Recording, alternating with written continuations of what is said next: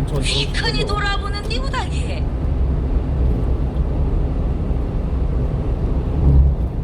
헛설 씻다 졸았구나야. 눈이 바꼬마 점신 게있게 이기서 눈 헛설 분젓탕 가게 왔음.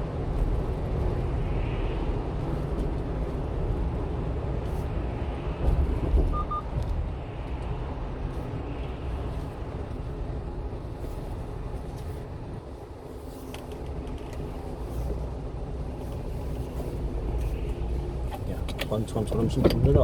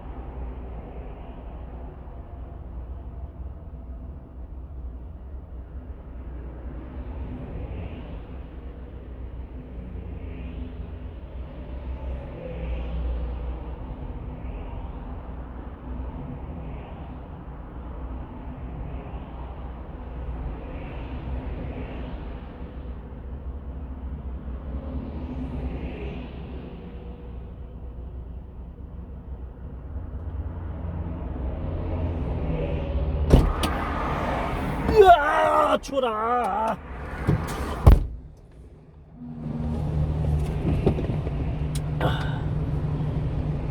면은 남아를 임신했다. 그럼 미리 먼저 발언을 하면 여아를 임신했다라고 판단을 내렸고 아무것도 발언하지 않으면 이 여성을 임신한 것이 아니다라고 이제 고대 이집트인들은 생각을 했어요. 이게 사실 되게 황당하잖아요. 그런데 이게 그래도 꽤 정확하다는 사실이 현대에 와서 밝혀집니다.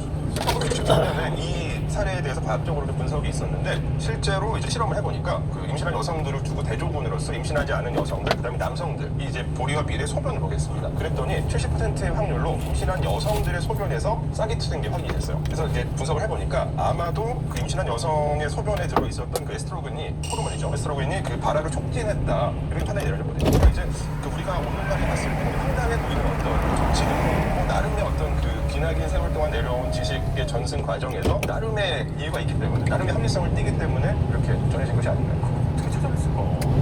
정말 쌓이고 역사 속에서 발견한 거잖아요. 그러면 저희가 그런 걸 이제 또 배우지 않아요. 역사에서. 저희 문화에서 정말 그 쌓인 역사에서 재밌는 것들을 지금 얘기를 하잖아요.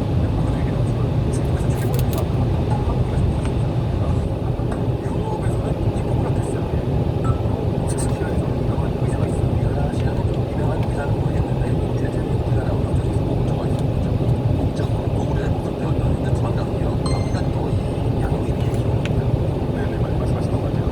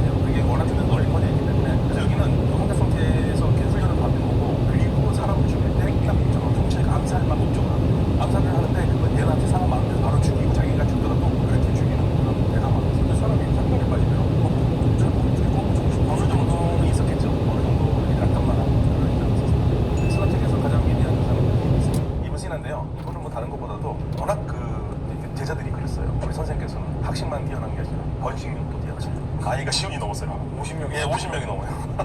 그러면 부인도 많아요. 아마 그랬겠죠. 예를 들어 태종 왕건이 부인이 29명에 자식이 34명이었는데 그러면 29명도 더 많은 그러니까 이제 뭐 기본적으로 무슬림들은 4명까지 아내를 얻을 수가 있잖아요. 4명이서 50명 이상을 낳는다. 아니 그러니까 생각해보세요. 이게 4명이라는 게 동시에 내가 가질 수 있는 아내가 4명이에요. 선수를 채울 수 있겠습니까? 아, 바통도 칠래?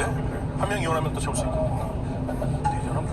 아니 그래서 사실은요 사우디아라비아의 초대 국왕 아브두라지즈 국왕이요 그 아내가 300명이었다라는 얘기도 있어요. 근데 이제 그 선수 교체를 할 때 그분들이 다 굉장히 큰 재산들을 받으시면서 기분 좋게 선수 교체를 그러니까 이혼하면 되니까. 그죠? 네, 이혼할 때 유자료를 안 주니까.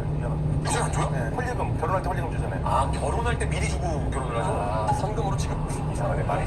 그 부자들은 꽤 많이 줘요. 그러니까 지금 상황에서 불가능한 일이고요. 뭐냐면 돈이 많이 되기 때문에 일부 일처도 힘들어요. 이렇게 역사상 굉장히 좋은 명의도 있지만 이렇게 좋은 척 하다가 걸려서 돌팔매 맞거나 뭐 이런 기록도 있어요. 어쨌거나 해피엔딩이 있죠. 불팔매의 최고의 해피엔딩은 역시 그 진시황을 속인 그 서불이라고 하는 사람 아니겠습니까? 항상 우리 진시황이 불로장생을 되게 추구했잖아요. 제주도로 떠난 분 얘기하는 거예요? 제주도일 수도 있고 사실은 제주도가 아닐 텐데 사실 우리 저 제주도 서귀포가 왜 서불이 와서 그 아닙니까? 근데 사실 이제 서불 또는 서북이라고도 하는데요. 동해안에 안 간 데가 없더라고요. 제주도, 뭐 남해, 일본, 오키나와, 대만, 뭐 중국 내 엔가라면 다 갔다고 하는데 진시황의 내가 불로초를 꼭 찾아오겠습니다 하고 떠났던 그 신화를 얘기하는 거죠? 그렇죠. 3,000명이나 데리고 떠난 네 사람이 갑자기 온 게 아니라 그 전에 얼마나 진시황 앞에서 각종 방수를 부려서 믿게끔 만들었겠습니까? 얼마나 진시황 이 사람 못 믿고 자기가 모든 걸 다 관장하는 사람인데 그런 사람을 홀릴 정도면 아마 역사 기록은 떠난 이야기만 있는데 실제 역사 기록이 나온 사람이지 않습니까? 그래서 아마 상당히 많은 이러한 사기를 쳤기 때문에 왕창 이렇게 투자하지 않았을까.